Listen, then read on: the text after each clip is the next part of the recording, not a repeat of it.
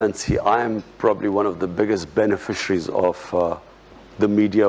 When we had free media, I gained the most because I was, until 2001, there was only one television, and that was the national television, PTV, which was totally a government-controlled television. So with the independent channels coming in, I became the biggest beneficiary because we didn't have any money. I mean, my party was pretty small for a long time. So I was able to go on television and give my point of view. And that's how my party gained, because I had a way of conveying my manifesto, how I would deal with various issues. So there is no question in Pakistan of ever clamping down on the media. I can just tell you that. There is no question. What happens is sometimes, and I will, now that you keep asking, you were stuck on media, so I'll just go, I will just tell you a bit of truth about the media.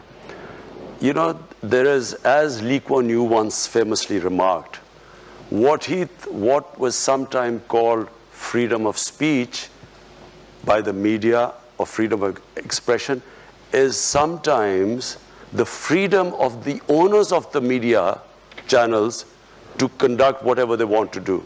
So in Pakistan, what we had the situation where here we were fighting. I don't know how many of you know of the Panama Papers, the Panama Revolutions. So this Panama Revelations came about like the WikiLeaks, and our prime ministers, we discovered that he had these luxury apartments in London, most expensive Mayfair. He had these 4 luxury apartments. So like a opposition, like anywhere in the democracy, we asked him, where did you get the money to buy these flats? And then started this whole movement to get him to answer these questions. Now, there was a court case in the end, and in the court, he was convicted. But do you know there was a media channel, one of the most powerful media channels, they did everything to protect him. Now, this is not what a media is supposed to do. The media did everything. They covered up for him, not just protecting him. I, who was asking my democratic right, a question to asking someone, where did you get the money? I was attacked. Personal attacks. I mean, the sort of attacks I faced, no political leader I challenged, no political leader would have gone through the sort of personal attacks they went, because, they couldn't attack me on my, on integrity, so they went on these personal attacks. So this is not normal for media to do this. Media is not supposed to do this.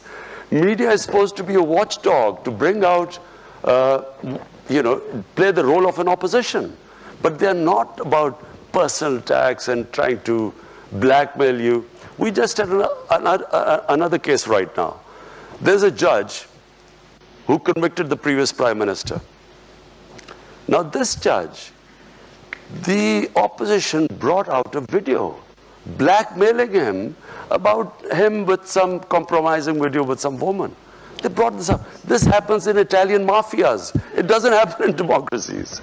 So, I mean, sometimes, I firmly believe that eventually we will have to move where the media owners will have to disclose their source of income. Just like anyone else, they'll have to say, how much tax do they pay? What is the source of income? Even if you ask them how much tax you paid, some of these media say this is it's against freedom of expression. So looking at it from that perspective versus a censorship regime, but more of a transparency effort is the focus. And Nancy, accountable media. Media should also be accountable. You can't have a media sort of protecting criminals in a society. Okay, we're going to move the conversation.